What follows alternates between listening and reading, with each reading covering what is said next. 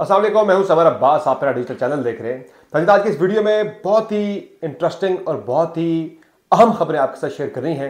Video and तक जरूर देखिएगा। आज हम बात करेंगे इस वीडियो के अंदर फवाद चौधरी को किस अहम तरीन मामले में गिरफ्तार किया गया, किससे राब्ते करने की पादाश में गिरफ्तार किया गया है। फवाद चौधरी के बारे में बड़ी एक्सक्लूसिव डिटेल्स मैंने निकाली है। वो आपको बताएंगे कि उनके साथ हुआ क्या है, किस वजह से, किसके साथ राब्तों की वजह से उनके राब्ते पकड़े गए, वायदे में किसके साथ राब्ते थे आपको बताएंगे। दरपर्दा राब्ते उनके पकड़े गए हैं। फिर जनाब आपको बताएंगे कि फवाद चौधरी के बाद अगला नंबर किसका लगने वाला है। एक और तरीके साहब का रहनुमा है जिसका नंबर बहुत करीब लग चुका है। तरीके साहब का रहनुमा तो नहीं हाल, तरीके साहब छोड़ चुका है। एक और शख्सियत है, उसका नंबर भी लगने वाला है और उनके ऊपर भी इसी तरह के मामला हैं। आपके साथ बड़ी एक्सक्लूसिव डिटेल्स शेयर करेंगे आगे चल के वीडियो के अंदर। फिर आपको बताएंगे जनाब के परवेज़ खटक साहब के बारे से मैंने कल आपको खबर दी थी। इल्ज़ाम तो तहरीक साहब ने लगाया था कि परवेज़ खटक की ख्वाहिश पर या फरमाइश पर असद कैसर को गिरफ्तार किया गया है। मैंने उसमें आपके लिए बहुत इंटरेस्टिंग मैंने आपको एक डिटेल दी थी, एक इन्फॉर्मेशन दी थी कि असद कैसर ने परवेज़ खटक के हल्के में बड़ा तगड़ा काम किया। परवेज़ खटक के लिए अपना इलेक्शन जीतना मुश्किल हो जाएगा और वो मेरी खबर दुरुस्त साबित। मैंने आपको बताया था कि पीपल्स पार्टी और ANP से कुछ लोग जो हैं वो तहरीक इंसाफ में शामिल होने वाले हैं, नौशेरा से। तो आज पीपल्स पार्टी के साबिक MNA मियां मुजफ्फर शाह और सरवर शाह जो हैं वो पीपल्स पार्टी छोड़कर तहरीक इंसाफ में शामिल हो गए। तो एक और जनाब आपके पास आपके लिए इंटरेस्टिंग खबर है, वो नून लीग के वाले से है कि MKM आ रही है मियाँ साहब के पास और मियाँ साहब ने MKM से एक बहुत बड़ी चीज़ मांगनी है। वो क्या है वो आपको बताएंगे। तो जनाब इस वीडियो में इन तमाम डिटेल्स पे जाने से पहले आपसे रिक्वेस्ट है कि मेरे चैनल को सब्सक्राइब जरूर करें और तमाम वीडियोस की अपडेट्स मिस ना हो आपसे, इसलिए आप बेल आइकन जरूर प्रेस करें और वीडियो पसंद है तो लाइक करें और कमेंट सेक्शन में अपना फीडबैक मुझे जरूर दिया करें ताकि अपने चैनल को इम्प्रूव कर सकूं।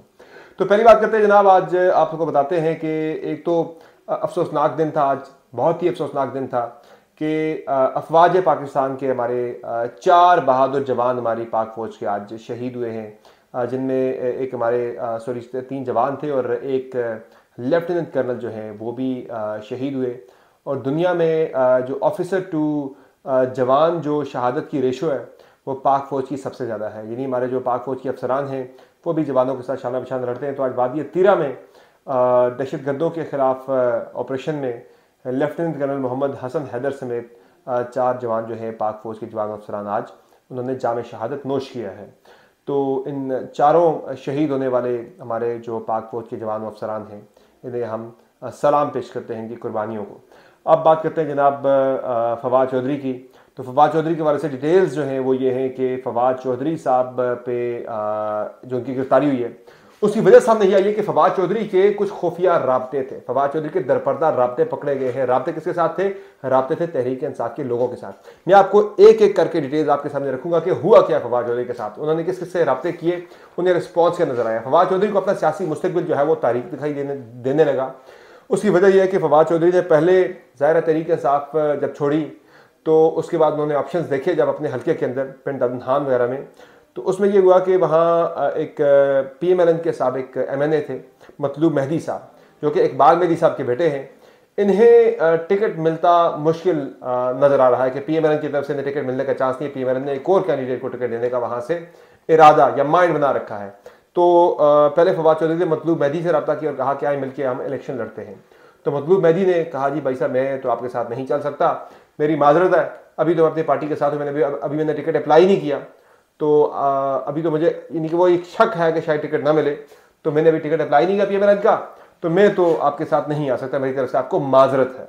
फिर फवाद चौधरी साहब ने ये किया जनाब कि उन्होंने फिर वहाँ पे एक लोकल ग्रुप है जिसका ग्रुप का नाम है अपनी धरती अपना राज। इस ग्रुप से फवाद चौधरी साहब ने रब्ता किया। अब इनसे जब रब्ता किया तो उन्होंने भी साफ हाथ जोड़ के माजरत कर ली। उन्होंने कहा भाई साहब हम तो आपको नहीं आपके साथ मिल सकते, हमारा तो जो महाज है अपनी धरती अपना राज ये बना ही आप जैसे लोगों की वजह से बना है कि जो बाहर से आके यहाँ हमारे इलाके के ऊपर राज कर रहे हैं, हुक्मरानी कर रहे हैं, यहाँ से इलेक्ट होकर जाते हैं। उन्होंने कहा जी आप तो साहिवाल के, आप वहाँ से आके पिंड अदनान में बैठ के आप सियासत कर रहे हैं हमारे खिलाफ जेलम से। तो उन्होंने कहा जी हम तो आपके साथ नहीं मिल सकते, हमारा तो असल जो हमारे ग्रुप की जो क्रिएशन है वही उसकी जिद ही आप है। अब ये हुआ जनाब के फवाद साहब ने फिर जब सारे देख लिए जनाब के तमाम एवेन्यूज़ क्लोज्ड हैं तो एक इत्तला ये भी आ रही है कि फवाद चौधरी साहब जो है अपनी अहलिया को शायद इलेक्शन लड़ाना चाह रहे थे तहरीक इंसाफ के टिकट पर। ये भी एक मुमकिनात की बात हो रही है कि खबर ये भी आ रही है इस तरह से कि ये भी उनका प्लान नज़र आ रहा था। और हुआ ये कि फवाद चौधरी साहब के जब तमाम उन्होंने जो अप्रोच किया मुख्तलिफ जगहों पर, वो तमाम जगहों से कोई नहीं आई, अच्छी खबर नहीं आई, गुड रिस्पॉन्स नहीं आया। तो फिर फवाद चौधरी साहब जो है उन्होंने तहरीक इंसाफ के साथ राब्ते किए। अब ये दरपर्दा राब्ते उनके पकड़े गए हैं। बेसिकली वो एक ऐलान करके आए थे कि वो नहीं दोबारा तहरीक इंसाफ के साथ राब्ते करेंगे, तहरीक इंसाफ से दूरी इख्तियार कर चुके थे। तो उसके बाद दूरी इख्तियार करने के बाद वो दोबारा जब तहरीक इंसाफ के करीब जाने लगे, राब्ते किए गए, तो उस पर फिर फवाद चौधरी को जो है उठाया गया। और मैं तो जो है ना इसमें इंफॉर्मेशन तो यही है कि केसेस के वाले से चले जो भी है मामला, केसेस तो पाकिस्तान जैसे मुल्क के अंदर बन ही जाते हैं। कभी बेस चोरी का केस भी बन जाता है, बाकी मुकदमा भी बन जाते हैं। फवाद चौधरी के खिलाफ जो केस है, आगे ट्रायल जब चलेगा तो पता लगेगा ये केस कितना सीरियस है। लेकिन इन्फॉर्मेशन मैंने आपको दे दी है, खबर मैंने आपको दे दी है कि इस केस से बढ़ के जो है वो फेस इंपॉर्टेंट था। और फेस इसलिए इंपॉर्टेंट था और इसीलिए फेस के ऊपर कपड़ा भी डाला गया। ये दीगर जो लोग हैं जो हैंकी फेंकी कर रहे हैं, यकीन दहानियाँ करवा के शुरू में तहरीक इंसाफ के अंदर आने की, तहरीक इंसाफ छोड़ के IPP के अंदर चले गए थे कुछ लोग, अब वो ज़रा डामाडोल हैं। तो उनके लिए भी बड़ा क्लियर मैसेज है, कपड़ा डाल के ये मैसेज भी दिया गया कि भाई साहब बख्शा नहीं जाएगा आपको भी। अब हुआ ये जनाब के अगला नंबर जो मैंने आपसे कहा कि किसका लगने वाला है, तो मेरे पास इत्तला ये है कि अगला नंबर अली जैदी का लग सकता है। चूँकि अली जैदी और फवाद चौधरी दोनों ने इस्तेकाम पाकिस्तान पार्टी ज्वाइन की थी तहरीक इंसाफ छोड़कर, और उसके बाद फिर दोनों जो है गायब हो गए। पिछले दिनों फवाद चौधरी जो है जहांगीर तरीन के साथ एक मुलाकात में नजर आए आज से 2 हफ्ते पहले, लेकिन वो इस्तेकाम पाकिस्तान पार्टी की तमाम एक्टिविटीज से दूर दिखाई दे रहे हैं। तो एक तो उनके यानी कि दूर रहना तो चलो दूर की बात थी, वो तो चलो इतनी बड़ी बात नहीं थी। असल जो जुर्म था वो था तहरीक इंसाफ के लोगों के साथ उनके दरपर्दा जो राब्ते निकल आए हैं, उस पर फवाद चौधरी के ऊपर बवाल आ गया है। अली जैदी का नंबर मेरे पास इतला के अगला उनका नंबर लग सकता है, क्योंकि अली जैदी के भी इसी तरह के मामला चल रहे हैं कि वो भी खुल के जो है इस्तेकाम पाकिस्तान पार्टी में शामिल नहीं हुए थे, आए थे और फिर गायब हो गए थे, डामाडोल हैं। तो उनके साथ भी ये मामला हो सकता है अगर उनके राब्ते भी कोई तरीके साथ के साथ निकल आए। मुझे इस बारे में एग्जैक्ट इन्फॉर्मेशन तो नहीं है उनका स्टेटस क्या है, लेकिन इतना मुझे पता है कि अगला नंबर उनका लग सकता है। बाकी एक इंटरेस्टिंग जो मूव है तहरीक इंसाफ की, वो इमरान खान साहब ने फर्द जुर्म आयद किए जाने के खिलाफ हामिद खान साहब को वकील कर लिया सुप्रीम कोर्ट ऑफ पाकिस्तान में। जो साइफर केस में इमरान खान पर फर्द जुर्म आयद की गई है उसके खिलाफ अब हामिद खान, ये बड़ी इंपॉर्टेंट मूव है। मैं इससे इंपॉर्टेंट मूव क्यों कह रहा हूँ, इसलिए कह रहा हूँ कि हामिद खान साहब का मौजूदा चीफ जस्टिस काजी फाइज ईसा साहब के साथ बड़ा अच्छा ताल्लुक था। ताल्लुक इन द सेंस कि इन्होंने सपोर्ट बड़ा किया था जब अपनी ही तहरीक इंसाफ की हुकूमत ने, यानी हामिद खान साहब की पार्टी की हुकूमत ने जब फाइज ईसा साहब के खिलाफ जब रेफरेंस मूव किया था सुप्रीम जुडिशल काउंसिल में, तो उस वक्त हामिद खान साहब ने अपनी हुकूमत के खिलाफ जाके आउट ऑफ द वे काजी फाइज ईसा साहब को सपोर्ट किया था। तो अब हामिद खान साहब वकील बन के गए इमरान खान के काजी फाइज ईसा की अदालत में, और उन्होंने फर्द जुर्म आयद किए जाने का जो प्रोसेस था इमरान खान के ऊपर, उसके खिलाफ वो सुप्रीम कोर्ट ऑफ पाकिस्तान चले गए हैं। परवेज खटक के बारे से मैंने आपको इंपॉर्टेंट खबर दी कि परवेज खटक जो है उनके हवाले से मैंने आपको कल की वीडियो में मैंने आपको बताया था कि परवेज खटक के ऊपर इल्ज़ाम आ रहा है तहरीक इंसाफ की तरफ से कि उनकी ख्वाहिश और फरमाइश के ऊपर असद कैसर को हिरासत में लिया गया है। अब इस खबर के आगे यानी ये तो इल्ज़ाम तो तहरीक इंसाफ ने लगाया है, लेकिन मैंने आपको ये बताया था कि जो परवेज खटक हैं वो अनकंफर्टेबल तो हैं असद कैसर से काफ़ी ज़्यादा, क्योंकि असद कैसर ने पूरे KP के अंदर तहरीक इंसाफ को संभाल लिया हुआ है, बड़ा अच्छा संभाला दिया हुआ है, बड़ा अच्छा लेके चल रहे हैं पार्टी के मामलात को।